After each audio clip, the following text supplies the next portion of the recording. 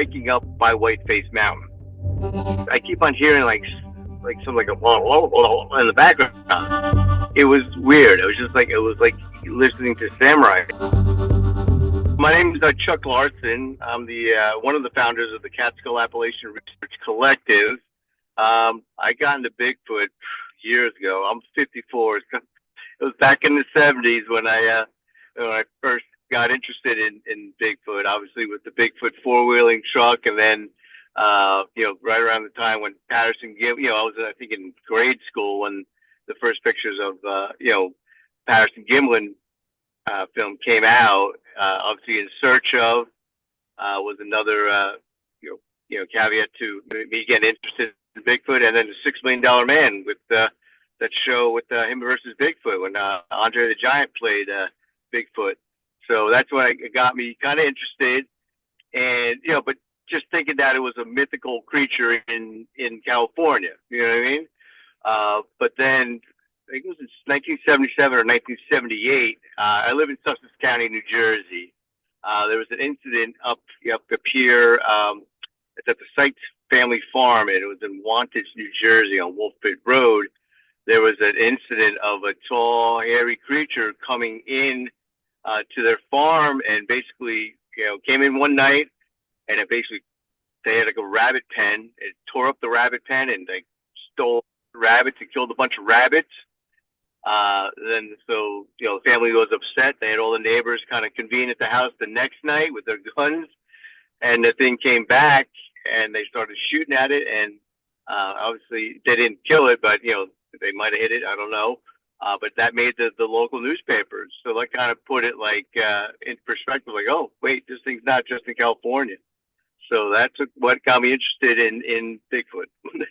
So that whole thing ended up in an actual newspaper. Did they call it Bigfoot? What did they call this thing?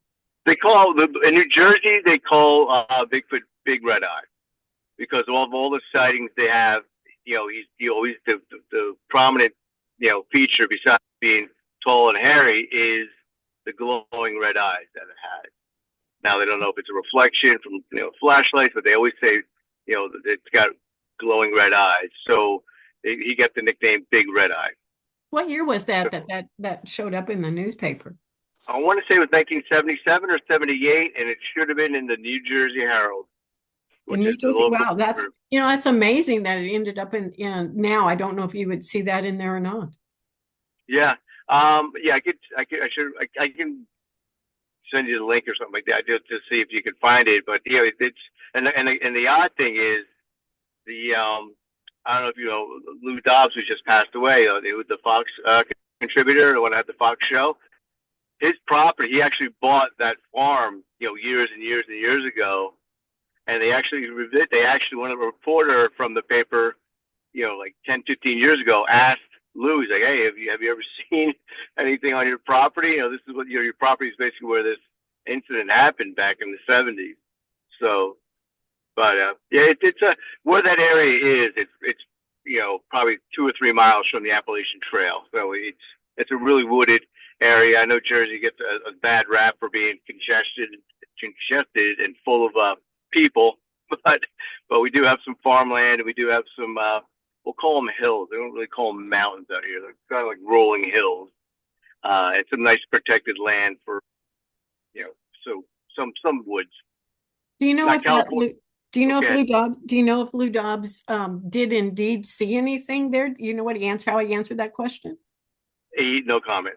He wasn't aware of it, and he's like, no, he kind of passed it off like, I don't know. So. But that was the end of that, I guess. I don't know, but it's a beautiful piece of property, a lot of acres. It's got some woods on it, and it's got a lot of pasture on it too. So it's a beautiful piece of property. And so you were introduced to Bigfoot through the shows, and then this article in the newspaper and such. So you got more interested, obviously, as time went by, because that's been a long time. So what were some of the circumstances around your pursuing this more diligently? Back in, I want to say as I got older, I spent a lot of my time in New York City and, just having fun, being 21 and going out to the bars and everything. That's so I didn't really, wasn't really hiking as much. But as I got more into hiking and hiking in these different areas, in New Jersey, going to the Adirondacks, going into Pennsylvania, I started, you have these weird, things happen to you in the woods. And it was always in the back of my mind. So that got me interested. I did drive across country with a buddy of mine, which is a great trip. And we drove through, we drove up the PCH in California, which, God bless them, they're going through a lot of stuff right now. But we got up to, up north of the Golden Gate. We drove up the PCH up into Eureka, took the right turn and just kind of headed into, to go to Mount Shasta to visit a family member of his. And of course, we drove through Willow Creek, and you started seeing all the Bigfoot museums. You saw the Bigfoot Motel, and I was like, oh yeah, this is where it happened. So that kind of got me, interested in back into it. And then obviously the show, Finding Bigfoot, more recently really got me into it again. Yeah, because you could basically be an armed quarterback and just watch these, watch the team go out and looking for Bigfoot, So, and obviously the Monster Quest shows. So it's always been like a, kind of a guilty pleasure for me. And, and once the Finding Bigfoot went off the air, I started really looking on YouTube and Facebook for all different Bigfoot groups. And actually I found a guy in my town that, had a show or, did some investigating. So I reached out to him and, I was with him for like a year or two. And I don't want to mention his name or anything because we kind of split ways. But the other people on the team that I was working with him, we all kind of split ways with him, and we decided to start the Catskill Appalachian Research Collective. So the group that you've got now, tell me what you do, kind of where you go, and what you've seen. We concentrate in New Jersey, New York, Pennsylvania, and obviously Mike Lucci, he's a very integral part of the group. As soon as Brendan Brown, myself, and Sean started the group, Mike was the first person that we brought in, and so he's like a founding member as well. He just he was like a week in, and we were like, yeah, you come and join this group. So, but we did some investigation in Central PA. We did some investigations up in New York State, in the Allegheny State Park in New York, and Allegheny National Park in Pennsylvania. Obviously a lot of, High Point State Park by New Jersey. And, I've also been, I've been invited to go to places in Ohio to investigate. And, so we, wherever people want us to go, we'll go, but we kind of keep it kind of local to New Jersey, New York, Pennsylvania. And we've had some interesting experiences. Obviously, when Mike had his, you had Mike on a couple weeks ago, maybe a month ago. He probably told you about the howls that we got in Allegheny National Park, and that we sent out to David Ellis out in Washington State, and he put it on the spectrograph. And he confirmed that, hey, listen, he doesn't have these, he doesn't have these sounds, in his system, so it could be something. Well, share with Mike me, and what were those howls like? Can you share that with me? They were weird. They were kind of like high, and they didn't sound like wolves. They didn't sound like any deer or anything like that. It was just a weird, like, woo. And the other thing that was weird is that when David got back to us, with the results, he's like, oh yeah, and there's not one of them, there's two of them. So there must have been two of them communicating after Sean did the call blasting. We used a call blaster to do some call blast. So that was kind of interesting. And then Mike and I were invited to visit our residence in New Jersey, in Vernon, New Jersey. And this lady, she lives probably about, I want to say half a mile from the Appalachian Trail. Back in the 70s, her road used to be a dirt road, and the people that were hiking the AT would go down and walk down the dirt road, and she would find people sleeping in her front yard, and her dad would let them use the hose to clean up, and if they needed a drink of water or whatever. But so she invited me to the property to check it out because she said that she had a bunch of different experiences. So I went to visit the vet, to see what it was all about, and there was a tree structure there. There was a couple of things that I told Mike. I'm like, listen, Mike, we should probably go and just check this property out. It was a house. It was in a residential area, but the residential area had a lot of foreclosures. So there was a lot of abandoned houses or houses that were empty. This lady was basically right on this wooded area, and the wooded area was like a 45-degree angle, just straight up into like a nature preserve. And the reason why I'm telling you 45 degrees because the experience we had was kind of cool. So Mike and I get to this location and we check out the tree structure, which was knocked down by the time we got back there. So I don't know who knocked that down. It was a massive tree structure, and this lady was 5'3". Her mother was 82 years old, and she had a sister that was handicapped, so they weren't knocking this thing down. And when we checked out, that area, and then we're like, all right, we're gonna go hike your property. So we walk up this steep hill, and we're just looking around, and we found like some wild strawberry bushes. We found some signs of deer, and we're just looking around, and we get to this power line cut, and right when we get to this power line cut, we hear like this heavy like footsteps. Kind of like something moved. Like it wasn't like a rabbit or even like a deer. It sounded significant. So we're looking around, and then Mike decides to clack some rocks together, and we didn't get a response. And by this time, and I apologize if I'm all over the place with the story, but by this time, it was getting to be dusk. And I told Mike, I'm 54, and at the time I was out of shape. I was like, Mike, I'm not, going to be bushwhacking back to this lady's property. Let's just take this power line cut back to the road, and we'll walk back to her house, and we'll sit on the deck and just kind of talk with her and her sister. So Mike's like, all right, that's fine. So we walk back to the house, we get on the deck, and the lady wanted to protect her identity. She didn't want us recording her. She didn't want us, really taking pictures of anything. So we're just kind of sitting on the deck. It was Mike, myself, her sister, and this lady, and we're all just sitting on the deck. Sure enough, like probably half an hour in, once it started getting really dark, we hear like a clack, and then we hear a clack, clack, clack, clack. A couple seconds after that, we hear a wood knock back.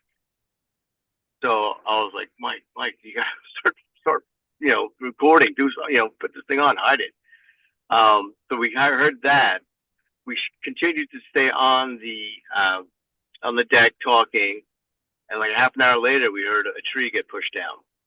And now the significance of that is that with it being like a 45-degree angle, basically property behind her, is the tree didn't fall down the hill. You know what I mean? If it's that steep, the tree, if it was, just naturally falling down, it would fall down the hill. The tree was actually it sounded like it was pushed to the side of the hill. You know what I mean? Like it was pushed sideways. And then you hear some heavy footfalls going up and away from where the tree was pushed down. So if it was rocks getting disturbed by a tree falling down, they would have been rolling down the hill. So everything was like pushed to the side and up and away. So it's kind of like, it was just very, very weird. So that was another experience we had. Before we leave that experience, obviously you're sitting there talking to the people who live there. They recognize that there were some really strange things probably happening on that property and back in the nature reserve as well. What were they able to tell you without identifying who they are because they don't want to be known? But what did they tell you that they had experienced that led them to contact you to start with? They had they first of all, they say they have a family that kind of, that hangs out by their property. the one sister, like I said, she was handicapped, so she lives on the bottom floor, and she has, she lives in a room with the windows facing the backyard. The lady told me that she thinks like the Bigfoot, or big, multiple of them sit and listen to the sister sing at nighttime. You know what I mean? Or they'll peer into the window. They say that they were, there's a shed on the property, and they said they kind of hide out next to the shed and kind of watch as well. And she said if you look at the shed, there was like oil marks, like probably 6, 7 feet up, where she thought like the hair of their hair was like rubbing against the the shed after a while, and it just was wearing paint away. She said, she did say that there was a tree structure that was built. Obviously, they heard a bunch of noises, like growls and hoops and wood knocks. And she said that she's seen a gray one, a black one, which she thought was the alpha, and then a juvenile, and then like a female. So, I mean, they've said that they've seen, stuff on their property, and, being so close to the Appalachian Trail. Oh, and another thing, across the street was a swamp. And I forgot to mention this before. And if you ever do watch the Fighting Bigfoot shows, when they did a couple episodes in New Jersey, they actually interview an old lady in one of their shows, and the old lady told about her story about how her and her father were coon hunting in the swamp when she was a younger girl, and how they saw something, in the swamp. That swamp is across the street from where her house is. So there has been history in that area. Hi, I'm Linda Eastburn of Linda Eastburn YouTube channel, and I have a new book out called Threshold to Encounters. It's about 40 years of research and experience with all of these wild cryptids that many of you I know have encountered yourself. You can find it on Amazon.com. So there's quite a bit of evidence there that there's very likely a family, maybe more than one, that's close by or lives close by. Yeah. And we, one of the shows that we to get back to what the Catskill Appalachian Research Collective does, obviously we do investigating.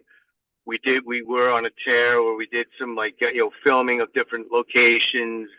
And we had a podcast, and we have, obviously Mike and I have a podcast now, or a show now, but we're doing a show called The Greenway, which is basically a bunch of protected land going from North Jersey into New York State, and kind of bordering the Delaware River. And where she is located is like basically right in the middle of this greenway. So, when people are like, "Oh, it's New Jersey, how can something just, be sustained in New Jersey?" Well, Bigfoot doesn't know state lines. I mean, you can be walking into New York State and then, back in New Jersey. Where I live, we have a lot of cornfields. We have a lot of strawberry patches. We have a lot of tomato farms, cattle, deer. There's a good, loads of, rivers that are stocked with trout every year. So there is a good, it is a good place for a food source, for these, to sustain 1, 2, 3, Also, if you listen to Dr. Meldrum, he correlates the amount of the bear population with the amount of Bigfoot that are in the area. New Jersey is mostly densely populated state with people, but it's also mostly densely populated state for black bear. And my county is the most densely populated county in the state. So we have a lot of black bear up here, and that, we can support their survival. So, it's neat being in New Jersey, and people kind of just pass it off like, "Oh, there's no way," but that's why I'm trying to keep, we can go to North Carolina, we can go to Ohio and all these different Virginia and all these different places to investigate. But I was like, Michael, it's just to stay close and see if we can, find out more evidence that the thing exists here, or they exist here. I don't want to say the thing, because I'm a fan. I hope they're flesh and blood. I don't want to, I don't want to be categorized, for something that, that we really don't have any proof of. But I hope that they're flesh and blood, and hope that they're a breeding population. Because I always joke with Mike and whoever I talk to, I'm like, if they're aliens, yeah, I'm hanging up my boots. I'm not going out anymore. What do you think about some of the reports? Because it's in, the Pennsylvania area has just a lot of bizarre reports about Bigfoot, UFOs, all kinds of paranormal Yeah. things. What's your thought on all of that? Like I said, I'm open to anyone's opinion. You know what I mean? Like, yeah, who knows? They could be alien. They could be UFO. I'm going to dive down a rabbit hole and try to connect Bigfoot with biblical times and the Bible. I mean, who knows? They could be, fallen angels or angels that are, that are on the ground, living, so I'm going to jump down a rabbit hole, but yeah, who knows what they are until you get a body to dissect. You don't really know, so you have to be open to all these different interpretations and all these different thoughts. But yeah, no, central Pennsylvania is that's a very cool area to investigate because there is a lot of. I've interviewed a lot of people from the Pennsylvania area, also upper state New York. I've interviewed a lot of people from up that way as well. It seems like a lot of activity, and it is a densely populated area of forestry. So I can understand why Bigfoot would be in the area. Most of the evidence that I've heard from that area is very much related to a creature that is more flesh and blood than paranormal. Yeah. But the Pennsylvania. There is a corridor there that just has some unusual things that happen all the time. So I'm like you, I just stay open-minded about it. Don't have any evidence either direction. Sure. I mean, I don't know if you guys know the guys from Cryptovania, Tommy and then Jason, but I was invited to go out to visit them one time, and they brought me around to a bunch of different spots. They showed me these mounds that were out there that were pretty incredible. Obviously, they're right by Kinzua, so there's I think a creature that lives in the lake there. They've had paranormal stuff out there. They've had dogman sightings out there. I mean, that's another thing. If there's a dogman, if I run into a dogman, I'm hanging up the boots too. I don't want to deal with that. There's some really scary stories I've heard on the dogman too. I understand that as well. So going back to, the things that really drew you into this whole Bigfoot phenomena, did you hear the Sierra sounds along the way at all? I just started hearing the Sierra. See, it's weird. A lot of my experiences also growing up, the internet wasn't around. I mean, in the 80s and the 90s, it was just coming into, fruition in the 90s. And when I was hiking, I would experience all these different things, like these weird things in the woods. And, when I did finally listen to the Sierra sounds, I'm like, oh, okay, yep. I'm familiar. I experienced stuff like that, like the samurai chatter. I've experienced that, but I didn't know what was, back in the day. I didn't know what it was. I'm like, oh, that's kind of weird. You know what I mean? I'm thinking, look, I'm in the Adirondacks, and I'm thinking that there's like, some Japanese people talking. I'm like, what? Well, tell me about the first time you heard that, and kind of what were the circumstances? Well, I was engaged at the time, and we were hiking up by Whiteface Mountain. And we were just having a nice. We were actually hiking down the hill, and and so we're walking through the wood. We're walking down this nice trail, but it's getting hot, so we decided to go do some bushwhacking and walk through the woods. And we're walking down this hill, and I forgot my fiance at the time. She was complaining about that her legs were hurting because of this steep thing, and she was complaining about that. And as she's doing this, I keep on hearing like some in the background, and it wasn't like we weren't in an area where it'd be echoing. You know what I mean? She was just talking to me, and it was weird because it was coming from behind me. So I'd be looking around, I'd be stopping, and she was starting to yell at me for stopping all the time, and I was like, and it just it felt weird. It also felt like we were being watched, and I wasn't going to tell her to be quiet so I could listen for these whatever's happening. But it was weird. It was like listening to samurai chatter. And of course, I didn't think anything of it until I actually heard the samurai chatter. I'm like, oh, that's the light bulb went off. Like, oh, that's what it was. And I would go hiking with her a bunch, and I always felt like we were getting followed or we were getting watched too. So that was always, I don't know if there's a correlation between, with females in the woods, if they're protective of them or what. But I always felt like a few times that I was being watched. Actually, one time in my town, I live in a town of Sparta. I was hiking on the nature preserve in our town. I was walking with my sister's dog. She had like a blue tick hound, and then I was walking with my fiance at the time. And we're walking through this wooded area, and I start feeling like I'm getting watched. And then we keep on walking, and then you start getting like a heavy feeling, like almost like an intimidating feeling. The dog we're with, he's a hunting dog, so he's looking around, he's looking at into the tree line, he's looking, and he's acting kind of weird. Finally, we get to a point where it's really like an overwhelming, like just aggressive, like intimidating feeling. Like I felt like it's just kind of really intimidating. And the dog decided he just stopped. Like he won't move forward. Like he sees something. I'm trying to look in the wood where he's looking. I can't see anything. And it's funny. He had his one paw in front of me, one leg in front of me. Like, no, I don't want to go any further. But then, like the rest of his body was like behind me. Like, yeah, okay, we're not going forward, but you're gonna get nailed, buddy, if something comes out of the woods here.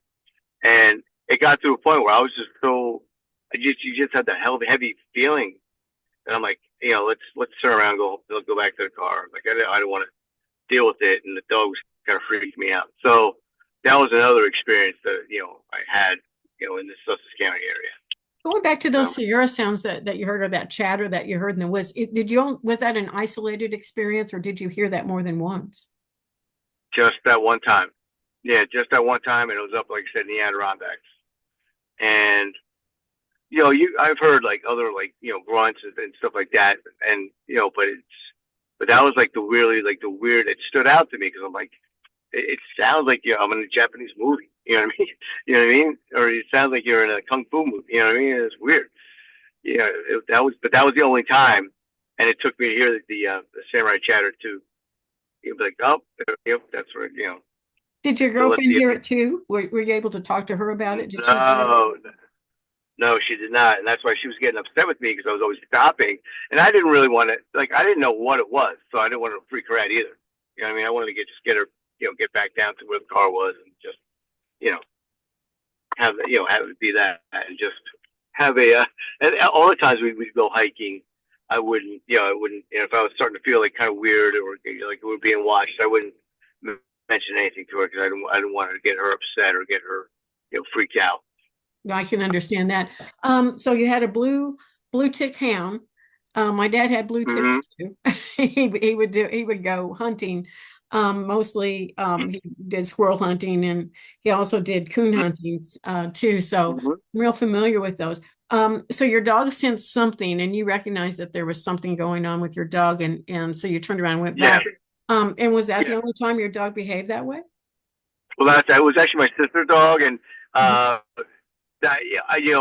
walked him very, to do her a favor, I would walk him, around the neighborhood or whatever, when I was by her house. But that was the only time I actually really took him into the woods. But with that being said, to just reference like an animal, an experience I had at my parents' house, which was really kind of weird, was I was visiting my parents, and they have this family room, and they didn't believe in air conditioning. So it was one of the hot summer nights. They lived by a lake, and so all the windows were open. It was stagnant air, and I'm in the family room watching TV, and all of a sudden you get this really just awful smell. But it wasn't just like being by the lake. It wasn't like dead fish.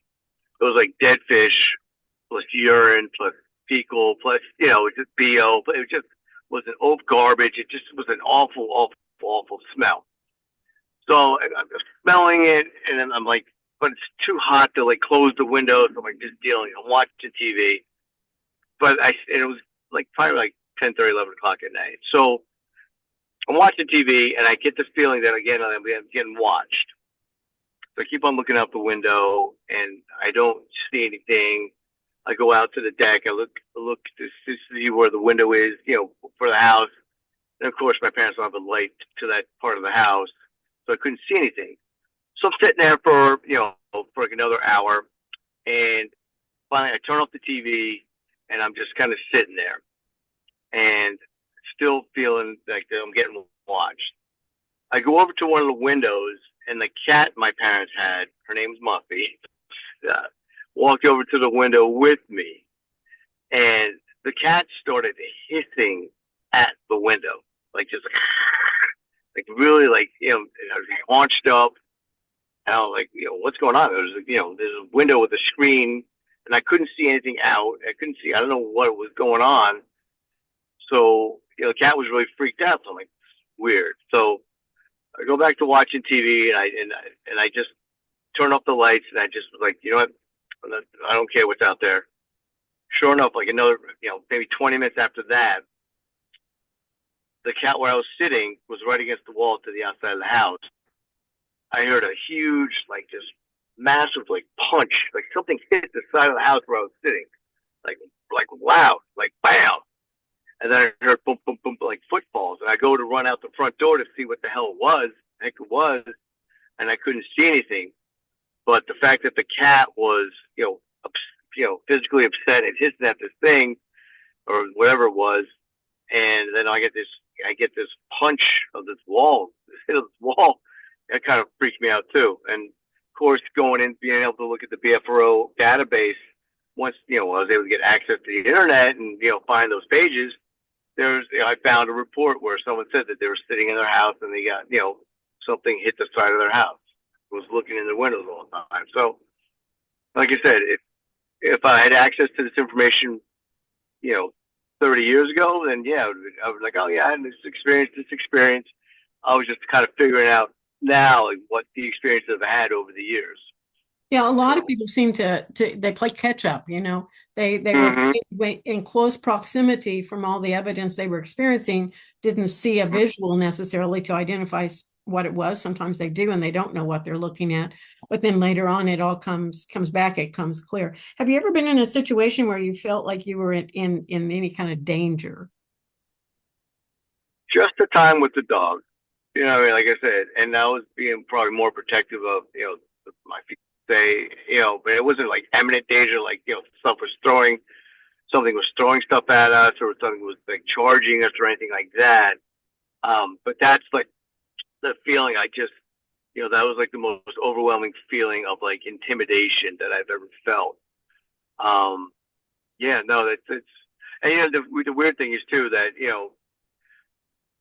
New Jersey won't admit to this, but we have mountain lions in New Jersey now, and I don't know if it's because someone decided to, put some here to control the deer population, but who knows? They could have had mountain lions incorporated into the state 25 years ago, and maybe it was a mountain lion that was making us feel like intimidated or making me feel intimidated. Who knows?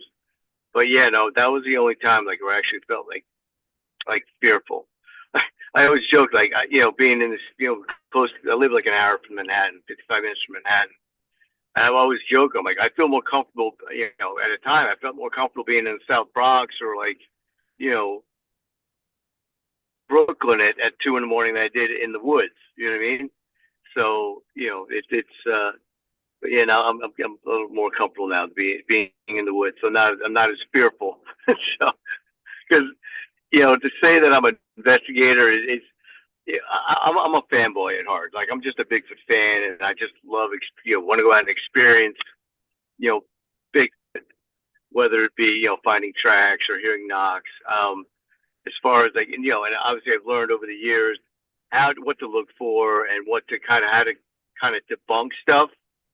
But Mike, he's like the true researcher in our group. Like he's the one that does the analytics and he does like a bunch, he's a true researcher and he's like an up and coming researcher. And I'm proud of the guy because he's going to be one of those guys that grabs the torch and runs with it. You know what I mean? Not to just completely go off the side tangent. Sorry. If you had known then what you know now, when Mhm. you heard the chatter in the woods and the dog was behaving funny and the cat was obviously um, sensing something out there and you could hear the smell and the bang on the house. If you had known then what you know now, would you have been more intimidated? I'll probably be more curious, but yeah, probably. I don't know. It was probably with the dog. I would probably been like, "Guy, we gotta get out of here." You know what I mean? But I probably would have been curious too. So I have to, I'd have to, I'm not sure how I would be because I'm definitely curious about it, but and I'm very protective of whoever I'm with, but I'm also not an idiot. So you know what I mean? Like I would have to, you know, definitely assess the situation, though those different situations, you know, as they came. You know what I mean? But I would definitely be a lot more aware of like, okay, let me look for this thing and let me, you know what I mean? Let me, pay more attention, you know. So, Yeah, but I, yeah, I understand what you're saying. I just interviewed a person who had very similar experiences to yours and uh, did not have the wherewithedness, to know what they were dealing with, didn't realize that there was mm-hmm, probably a Bigfoot right on the outside of the house, banging on the house. Now that mm-hmm, they're a Bigfoot researcher and are looking constantly for Bigfoot, they mm-hmm, realized that the opportunities they had right in that moment that they didn't realize what they were dealing with. If they just walked outside, they could have probably seen a Bigfoot, yeah, during that time. Whether they would have or yeah. not, I don't know. But I mean, it's funny that the opportunities we miss sometimes. absolutely. And after the thing that happened at the house, I went out and bought, these huge, spotlight, flashlights. So I have them still in my house. I'm just, for areas that, especially around my house where I don't have any lights. Just so I can look in the woods and look in, you know, I have a lot of illumination. I bring them when we go investigating, just so I can light up an area, so I'm not just dealing with a little like mag light. So I definitely purchased some nice flashlights to be able to illuminate the areas. So, but That's yeah, good. it's absolutely. Do you have any Yeah, that's trail cams up anywhere? we have Mike and I we put some trail cams up in Central PA in the Catawissa area, and then Mike we put some up on the AT right by the New Jersey New York border, kind of by like where Greenwood Lake is. So yeah, I buy the trail cams, and I just like Mike, wherever you want to put them because he's been working with Alex Petikoff, so he goes up to New Hampshire, Vermont for a bunch, and he's like I said, he's like the true researcher, and if I could find time in my schedule, I can definitely, I definitely try to get out, but he's the one that's usually like every other weekend or something. He's out and about. I live in New Jersey and I live in New Jersey, so I work a lot. so, so It's hard when you have full time work and jobs to really do and, the kind of research. But goodness, if he's out that often, I mean, he's finding a lot more stuff than most of us that can only get out a few days a month or so yeah, and look for things. yeah. But he's smart about it though too, because like you said, he does analytics, but he does like he does like cross sections of bear population with Bigfoot sightings. He does the what the weather was like with during these during these Bigfoot sightings, and he'll like if it's raining, if it's raining out, he'll go out because we think that if there's really crappy weather coming, like the activity comes up. I'm also a believer that when there's droughts, I think there's more of a chance to see them as well because I think it pulls the Bigfoot away from or big feet or whatever we call them, out of like the more remote areas down to where the rivers and the streams are wider and deeper. You know what I mean? And that's usually more where the population of people are. You know what I mean? So I think there's a correlation between droughts and Bigfoot sightings. But No doubt. but he does yeah, he does his due diligence. So, and I just I'm like, hey, if you feel good about that, then let's do it. Let's go and check out this area. For You know. sure. So when we filmed Byways of Bigfoot, the film I made along the Niangua River, we were kind of Mm-hmm. focusing on how Bigfoot might use rivers as waterways to move from one area to another. Have you found this to be true? Or have you had any evidence of such? Yes, I believe so. I believe, because in Sussex County where I'm at, we have the AT that goes through the Appalachian Trail, but we also have where I live in Sparta is the headwaters of the Wallkill River, which is one of I guess a few rivers that actually flow north. So the Wallkill River starts in Sparta and goes up through Sussex County into New York State, all the way up into the Catskills, and then it goes into the Hudson River up by like New Paltz. And as it travels along, it gets deeper and deeper and deeper. But there's a hot spot in Sussex County where the AT and the Wallkill kind of intersect. That's a very big hot spot in New Jersey. Where we had, I think there was a sighting last year on this road called Kelly Road, which is basically like a stone's throw from the AT and a stone's throw from the Wallkill River. But I also believe the abandoned rail trails, the rail beds. There's a spot close to me that has all these abandoned railroads, and there's been sightings there. And obviously the power lines. So yeah, I believe there's definitely byways for them to get around, especially congested areas like New Jersey. Exactly. And like you said earlier, there was a point in time where you were going to make your way back under those power lines because it was so much easier traveling. I mean, Bigfoot has to be wise to that too. It's easier for them to travel where there's a cleared area. Yeah, absolutely.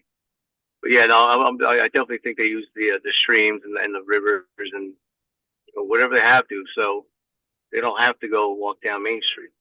Exactly. However, I've interviewed a lot of people that like you said, in droughts and in times when there is not enough game out there, they will make their way into suburban areas or find dumpsters and start eating out of them. You've heard of that, I'm sure. Absolutely. Yep. There was a couple of instances where there was a Bigfoot on right behind, that was spotted behind one of the YMCA's in the county that was going through dumpsters, going through garbage. There was also I'm trying to think. We had, and just go on a little side thing here. We had in New Jersey, we had this black bear, and he was named Pedals because he was a black bear that actually walked on his hind feet.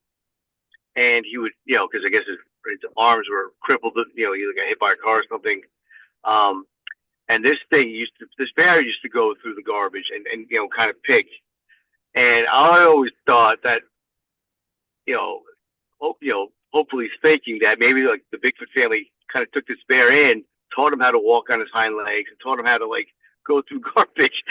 Obviously bears will go through garbage regardless, but the fact that this thing used to walk on his two legs, it was kind of interesting that, who teaches a bear to do that? You know what I mean? Obviously, if they're desperate enough, they probably might learn. But I was always hoping that it would be like a big family that kind of took them in and was, taught them that. But yeah, no, I think they definitely Bigfoot definitely use garbage as a source, especially because we throw away so much food. A lot of good food. It's crazy. There is. One of the reports here in Missouri is of a school, elementary school, and it's kind of a remote area, backs up to a wooded area. And after everyone's gone from the school, there's a family of Bigfoot that camp out close by and come up to the dumpsters and whatever's left over from the kids' lunch that day. I mean, they have a heyday. It's like a free meal. Sure.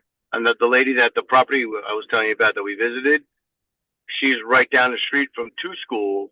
And the two schools are right by the AT, and she thinks that the family lives closer to the school area for three reasons: for the food, for the easy access to the Appalachian Trail, plus for the entertainment value. She thinks that they sit in the woods and watch the kids play.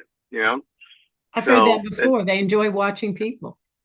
Absolutely, and especially hearing the kids yelling and screaming, and it's probably very entertaining to them.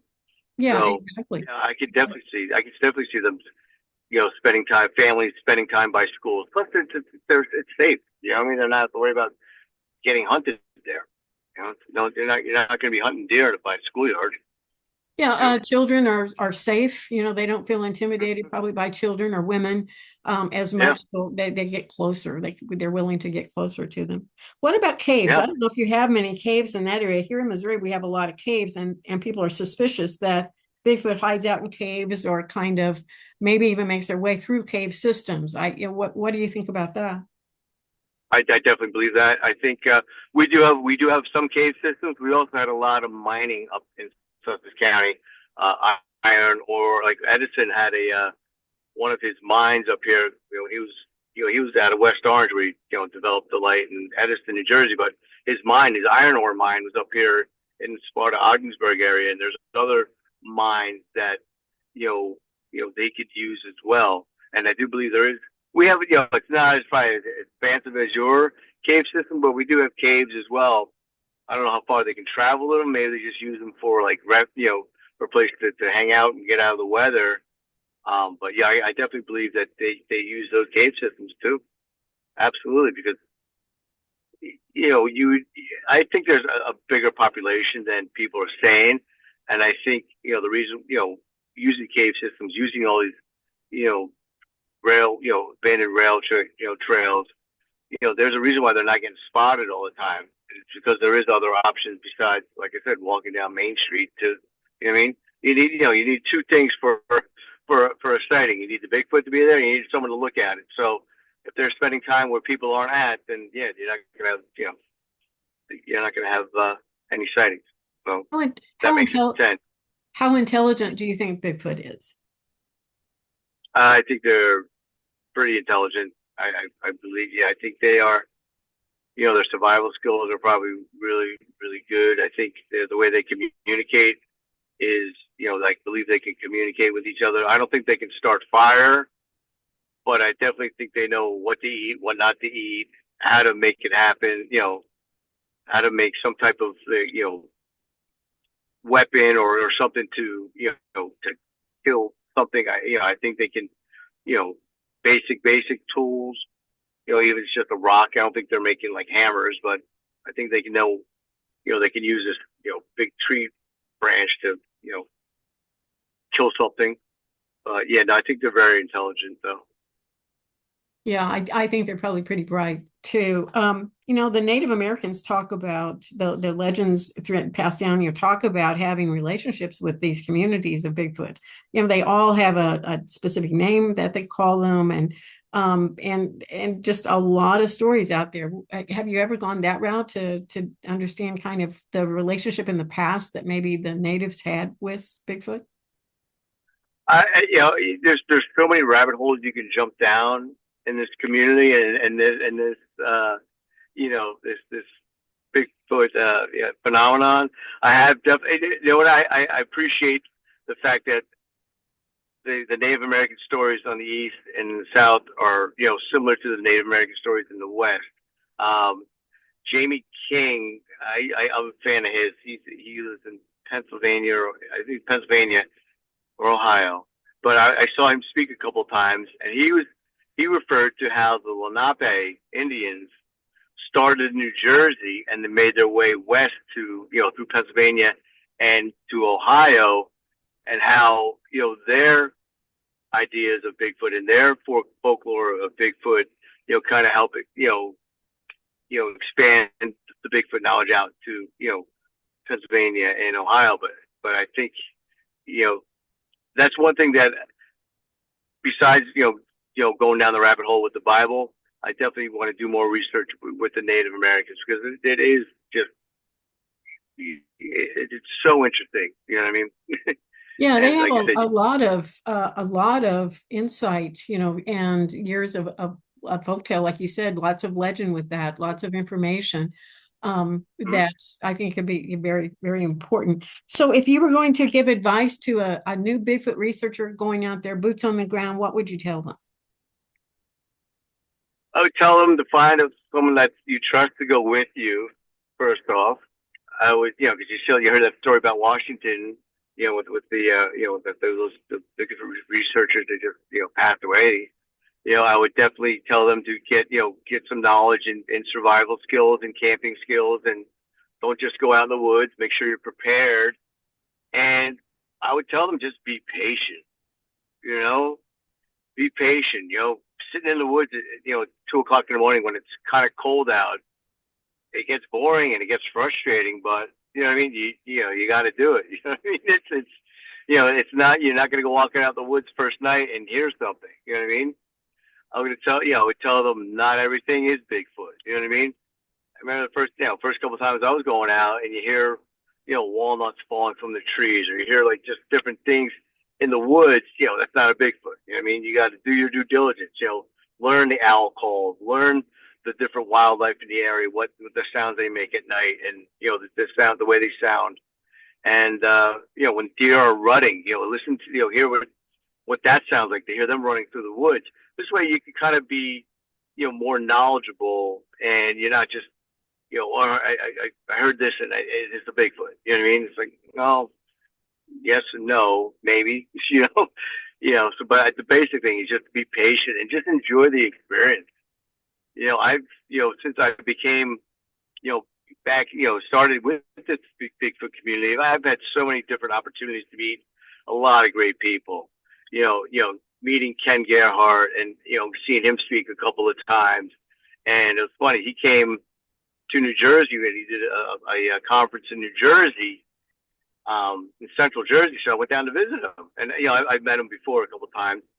And he was staying with his sister, and he was going to get an Uber ride to his sister's. It was like an hour, 45 minutes away from where the venue. And I'm like, bro, I'll take you home. I'll take you back to your sister's, because he lives in Texas. So I got to spend 45 minutes in the car just talking again, meeting meeting Dr. Meldrum and talking to him. It's funny, talking with him.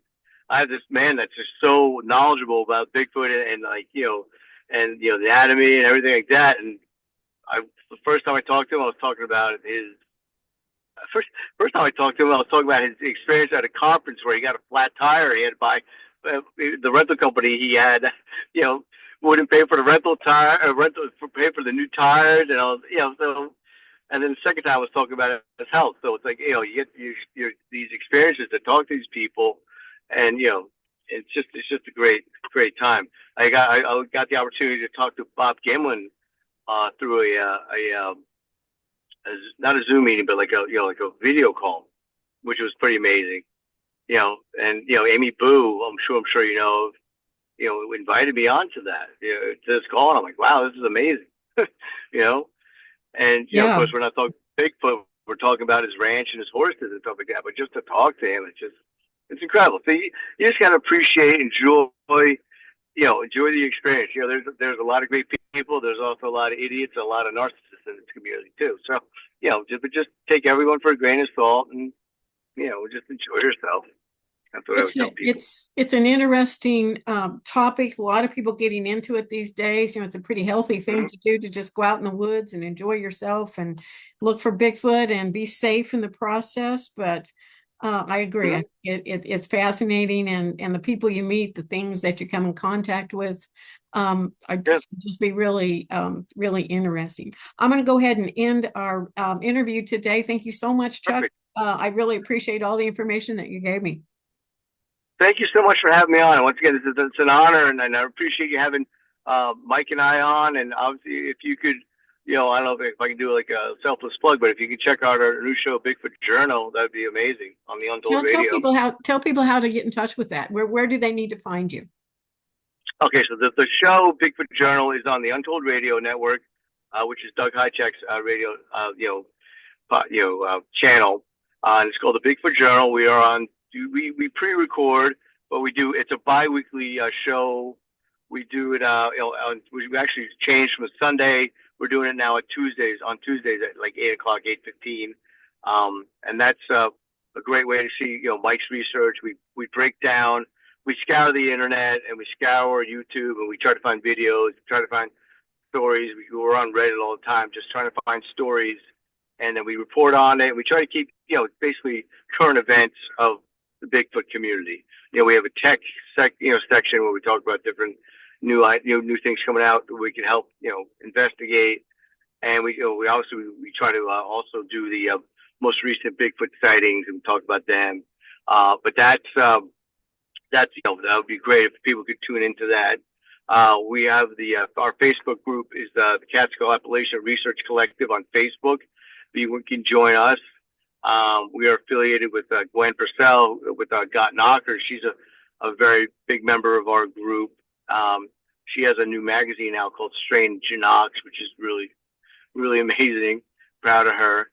And then, if you can, message me on my email is, what is it? Chuck, what is my email? I can forward you my email when Okay. when Sounds good. but Sounds yeah, good. but message me on Facebook, and thank you again for this opportunity. It's wonderful. Absolutely. I found you. I think you're pretty easy to find. So, look those up, and people will see all kinds of things that you talked about today, I'm sure, on some of those shows. I appreciate it. I'm going to go ahead and close out. I'll let you know when this comes out. I really appreciate it, Lynn. Thank you so much. Thank you.